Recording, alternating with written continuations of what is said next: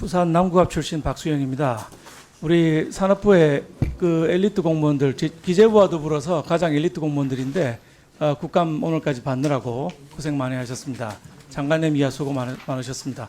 이번 국감에서 본의원은 새만금, 아리울, 해남 등 풍력, 태양광 같은 재생에너지에 대해서 점검을 했습니다. 문재인 정부 때 너무 성급하게 졸속으로 추진되었는데 공무원은 물론이고 기업, 학계, 주민들 모두 준비가 되어 있지 않은 상황에서 졸속 추진을 하다 보니까 소수의 카르텔이 손쉽게 인허가를 받고 또 그걸 외국 자본에 매각하면서 막대한 차익을 본 이런 사례들을 많이 발견할 수가 있었습니다. 그럼 슬라이드 한번 보실까요?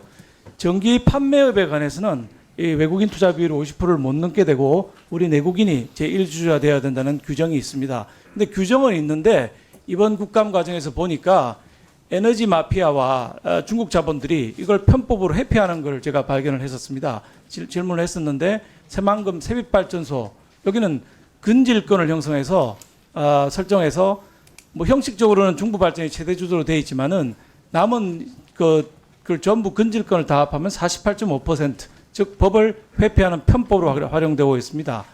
그다음 발전업에 관해서는 외국인 투자에 관한 규정에 전체적으로 발전 설비의 30%만 초과하지 않으면 외국인이 들어와서 발전 사업을 할 수 있도록 되어 있습니다. 이 판매업하고 비교해 볼 때 너무 느슨하게 규정을 만들어 놓은 게 아닌가. 에너지는 안보인데 발전업에 외국 자본이 이렇게 들어오는 것을 너무 산업부에서 안이하게 판단하고 있다는 느낌을 지울 수가 없습니다.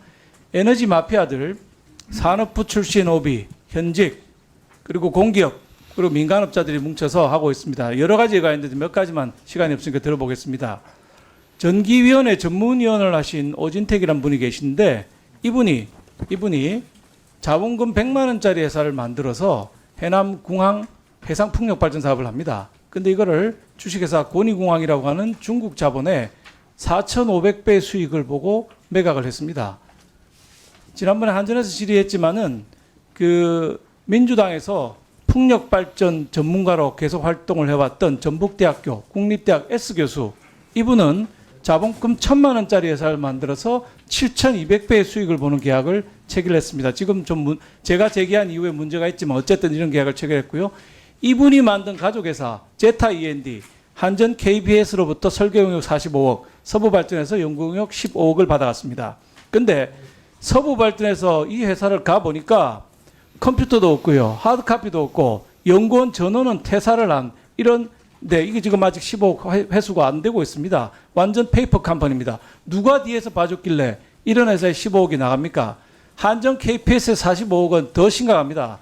이 회사는 엔지니어링 면허가 없는데 용역 45억을 엔지니어링 용역을 줬습니다. 근데 이 회사는 KPS에 문서를 보내가지고 아니 우리 보유업체가 아니란 건 원래부터 알고 있었지 않느냐. 그걸 이유로 대급 안 주면은 책임은 KPS가 져라. 이런 협박 편지를 보냅니다.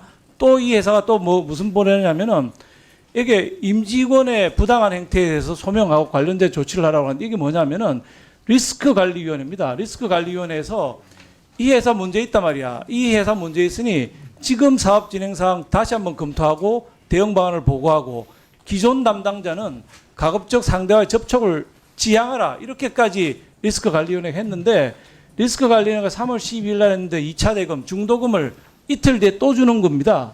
이게 도대체 누가 뒷배를 봐주길래 리스크관리위원회의 결정도 무시하고 협박 편지까지 받으면서 이렇게 지금 봐주고 있느냐. 그 다음에 이 더 심한 거는 리스크관리위원회 이렇게 하고 나서 전략사업지원실을 아예 해체를 하고 리스크관리위원회 이 안에 있는데 법무실로 리스크심의위원회 업무를 이관해서 더 축소를 시켜놨습니다. 자, 이 회사의 이 업무를 담당했던 이모 상무는 배임죄로 1심에서 징역 3년 6개월을 받았는데 그해 말에 정년퇴직을 그대로 하면서 퇴직금 1억 원을 받아갑니다. 이 도대체 이 마피아들의 행태가 이해할 수가 없도록 엉망진창입니다. 자, 발전자회사에 왜 그런가 봤더니 발전자회사에서 출자회사로 재취업하는 데는 100% 통과를 했고요. 민간기업에 재취업하는 데는 심사도 없습니다.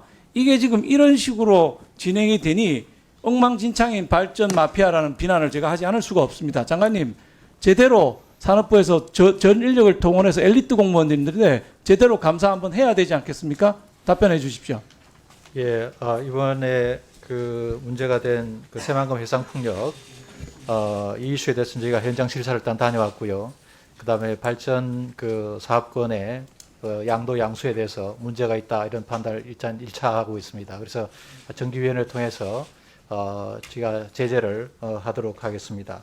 이 정기위원회 전문위원회 그 방금 문제에 대해서는 저희가 구체적인 사실관계를 확인하겠고요.